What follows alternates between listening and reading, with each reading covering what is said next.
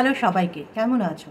আজকে প্রথমবার বুক tales by পৃথাতে একটা বাংলা বইয়ের রিভিউ করছি। যে রাইটার সে মূলত থ্রিলার বই লেখে। তার এটা একটা রোম্যান্টিক নভেলটার নাম হচ্ছে ইউক্রেনের দিনগুলিতে প্রেম বাই ইন্দ্রনীল সান্যাল। এখন ইন্দ্রনীল সান্যাল প্রচণ্ড পপুলার বইপ্রেমীদের কাছে। উনি মূলত মেডিকেল থ্রিলার নিয়ে বেশিরভাগ বই লিখেছেন, বাট অন্যান্য টপিকেও নানা রকম কাজ করেছে। তো এবারে যখন বইমেলায় গেছিলাম, ওখান থেকেই ওনারা সাজেস্ট করলেন যে এই বইটা পড়তে পারেন, এটা ইন্দ্রনীল সান্যালের লেটেস্ট ওয়ার্ক। তো আজকে এই ভিডিওতে আমি প্রথমবার একটা বাংলা বইয়ের রিভিউ করছি। ভিডিওটা লাস্ট অবধি দেখে বলো কেমন লাগলো। এরকম সিমিলার ভিডিওস দেখার জন্য please subscribe to book tales by Pritha. আর তোমাদের যদি কোনো বক্তব্য থাকে definitely put it down in the comment section. এবারে দেরি না করে আজকের ভিডিওটা স্টার্ট করছি।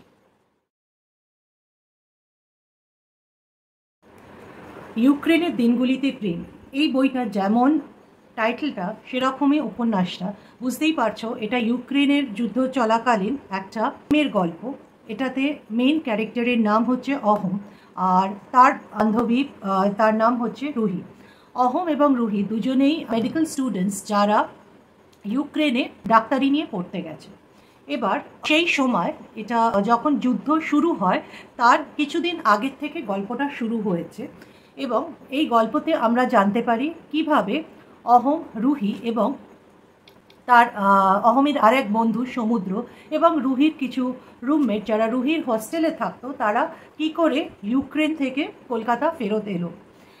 এখানে আরও বিভিন্ন ক্যারেক্টার্স আছে, যেমন অহমের মা নীলিমা, যে একজন সাংবাদিক, রুহির মা মেহেলি, যে একজন পাইলট, প্রাইভেট এয়ারলাইন্স কোম্পানিতে চাকরি করে, রুহির বাবা, তিনি একজন ডাক্তার এবং তিনি কার্ডিওলজিস্ট এবং সিএমের নিজের পার্সোনাল কার্ডিওলজিস্ট। এছাড়াও অহমের বন্ধু সমুদ্র এবং তার গার্লফ্রেন্ড ন্যাটালি। এইসব বিভিন্ন ক্যারেক্টার্স এই বইটার মধ্যে আছে। প্রত্যেকটি আমি তো এইটা আমার ফার্স্ট ইন্দ্রনীল সান্যালের বই যেটা আমি পড়লাম, এবং ইন্দ্রনীল সান্যালের লেখা পড়ে আমার যেটা মনে হলো, লেখাটা প্রচণ্ড ইজি, প্রচণ্ড সিম্পল, এবং বইটা ভীষণ ফাস্ট পেস।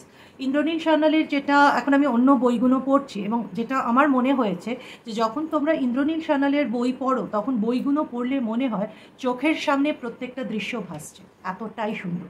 এবং লেখা যেটা আমি বললাম খুব ইজি, খুব সিম্পল, খুব ফাস্ট পেস। প্রত্যেকটা ক্যারেক্টারের বর্ণনা ভীষণ স্পেসিফিক, এবং একটা ক্যারেক্টার থেকে আর একটা ক্যারেক্টারকে ডিফারেন্সিয়েট করতে কোনো অসুবিধে হবে না।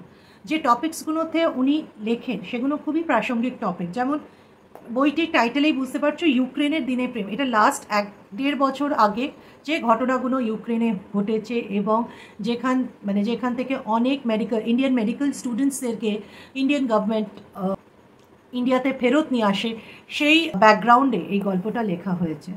গল্পটা আমার খুব ইন্টারেস্টিং লেগেছে, বিকজ টপিকটা ভীষণ প্রাসঙ্গিক। গল্পটা আমার আর একটা ভালো লাগার কারণ হচ্ছে আমি খুব সিনেমা ভালোবাসি। এই রকম ধরনের কন্টেন্ট নিয়ে যদি কোনো ওয়েব সিরিজ বা সিনেমা তৈরি করা হয়, ব্যাপারটা কিন্তু খারাপ হবে না, সেটা আমার মনে হয়। তোমরা যদি এই বইটা পড়ে থাকো ডেফিনেটলি কমেন্ট সেকশনে বলো যে কীরকম লেগেছে।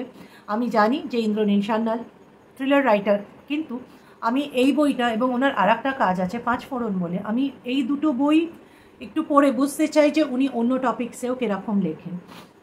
মেডিকেল থ্রিলার, 3টে মেডিকেল থ্রিলার যেটা এবছর বইমেলাতে প্রকাশিত হয়েছে, ওটা আমি এখন পড়ছি। সত্যি বলবো বইগুলো কি ছাড়তে পারছি না, বাট যেহেতু ভিডিও বানাতে হবে, যেহেতু আমার অন্য কাজকর্ম আছে, সেইটুখানি সময় বাদ দিয়ে আমি না বইয়ের মধ্যে পুরো ঢুকে যাচ্ছি। আচ্ছা, এই বইটাতে আর একটা যেটা আমার ইন্টারেস্টিং অ্যাসপেক্ট লাগলো, ভীষণ টান উত্তেজনা, এবং সেখানে গভর্নমেন্ট এখানে প্রাইম মিনিস্টারেরও নাম মেনশন আছে, অবভিয়াসলি আ ফিকশনাস ক্যারেক্টার, কিন্তু প্রাইম মিনিস্টার কীভাবে তার টিমকে বলে যে যারা ভারতীয়রা ওখানে আছে তাদেরকে এখানে ফিরিয়ে নিয়ে আসার কথা, সেই জিনিসটাও খুব ইন্টারেস্টিং ওয়েতে ডেসক্রাইব করা হয়েছে। এবং আমার আর একটা জিনিস যেটা এখানে ভালো লাগছে, সেটা হচ্ছে ইন্দ্রনীল সান্যাল না খুব ছোট ছোট অ্যাসপেক্ট, একটা গল্প লেখাতে বিভিন্ন অ্যাসপেক্ট হয়, তো সেই যে ছোট ছোট অ্যাসপেক্টগুলো, খুব মাইনিউট অ্যাসপেক্ট যেগুলো ডেসক্রাইব করা আছে। সো যদি আর যদি আমাকে জিজ্ঞেস করো যে এটাকে আমি রেটিং কত দেবো 5-এ, যেহেতু এটা আমার প্রথম ইন্দ্রনীল সান্যালের বই এবং আমার বেশ ভালো লেগেছে আমার বইটা পড়তে। 3টে সিটিংয়ে আমি বইটা শেষ করেছি। বলে দিই যে আমি কিন্তু রেগুলার বাংলা বই একদম পড়ি না। আমি মানে বাট এই বইটা পড়ার পর আমি ডিসিশন নিয়েছি যে এবার থেকে আমি আরও বেশি বাংলা বই পড়বো, বিকজ আমার ভীষণ ভালো লেগেছে। সো আমার জন্য এই বইটাকে আমি 5-এর ডেফিনেটলি 4.3 রেটিং দেব।